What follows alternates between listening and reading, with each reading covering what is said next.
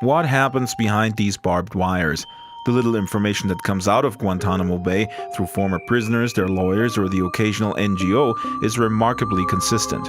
They all report similar horrors: beatings, electric shock, people chained to walls, floors, their heads plunged into ice-cold water. Dogs barking at naked prisoners while loud music is being fired into their ears. People are being taunted with pictures of their children, saying that you're never going to see them again. The screams of women are being used to break detainees' wills. The man speaking here is British national Muazzam Beg. He spent almost 3 years in the infamous prison before he was released in 2005. In her 2004 documentary Unconstitutional, writer-director Noni de la Peña used footage of Muazzam's father reading his son's letters from Guantanamo.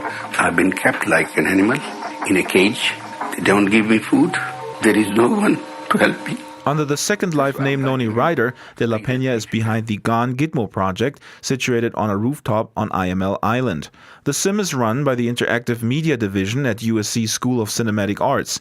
Noni is convinced that the issues surrounding Guantanamo can be brought much closer to home via Second Life. There's a sense of the reality to it. So when your avatar goes into a cage, it's a very visceral feeling, beyond watching it in a film, beyond reading about it in the paper. Geography doesn't matter. With a grant from the Bay Area Video Coalition, Noni and USC visiting Professor Peggy Weil used famous builder Bubba Fairchild to create interactive Guantanamo. Guantanamo is physically off limits to most citizens and press. Keep a topic out of sight and it stays out of mind. So in the face of a real but inaccessible destination, we felt that Second Life offered us a chance to build an accessible, albeit virtual, version. De la Peña and Weil also realized they would have to deal carefully with the implications of depicting questionable interrogation practices. We do not torture your avatar. So rather than a torture chamber, we elected to build a contemplation chamber, a series of spaces to contemplate the reports of practices going on in Guantanamo, as well as the current news via RSS feed.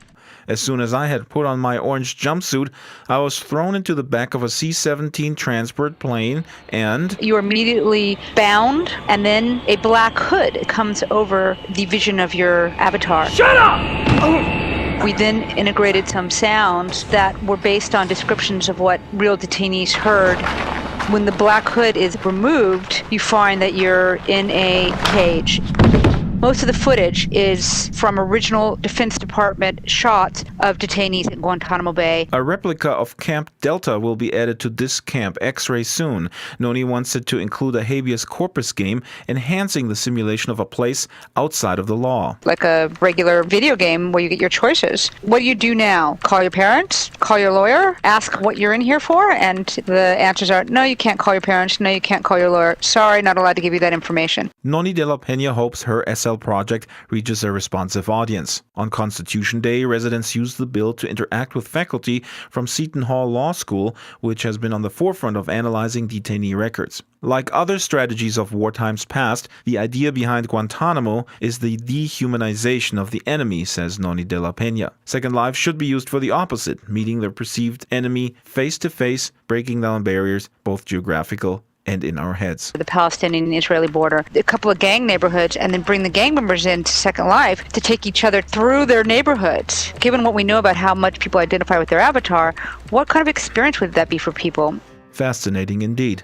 I'm Draxtor Despres, reporting for Life4You News, contemplating the future of humanity in a tiny cell wearing orange.